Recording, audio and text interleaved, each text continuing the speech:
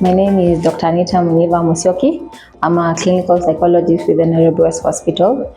This is just to inform you that we have an outpatient psychology clinic where we offer services, different services in terms of what catering for your different mental health needs. For example, we have individual therapy, we have couples therapy, we have family therapy.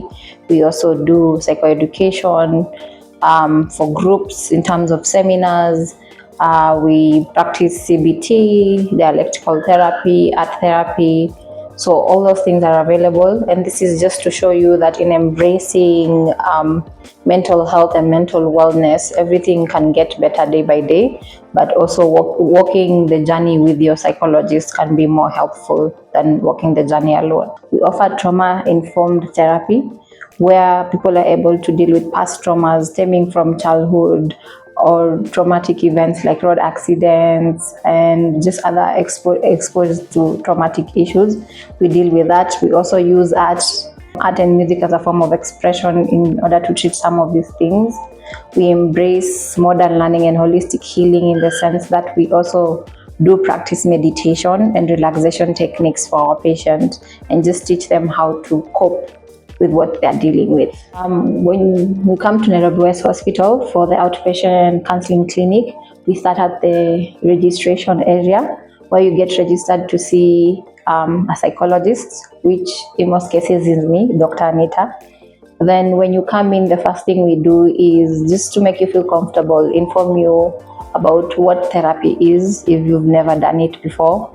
Also, it is important to inform our patients that confidentiality is key in our line of work. So everything we discuss during our session is completely confidential. The only time that we can disclose information that we've discussed with clients during therapy is if we feel they're a danger to themselves and a danger to other people. And if the patients themselves give us permission. First session is called a clinical intake.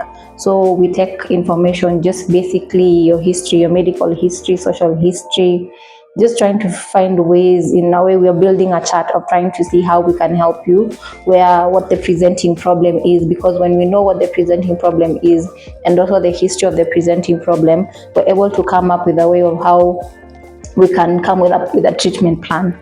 So with the treatment plan, we're able to proceed, and now I'm able as a clinical psychologist to determine how many sessions we need to do for you to get to a place where you're able to also, I'm able to give you space as an individual to also practice what you're learning in therapy.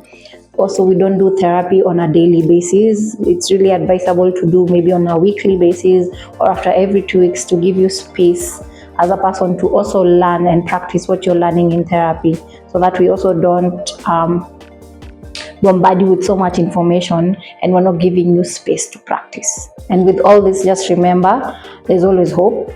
As long as you're alive, you're breathing, there's always hope. Remember to be kind to yourself, and remember that you can always seek for help, and we're here to help you whenever you need it.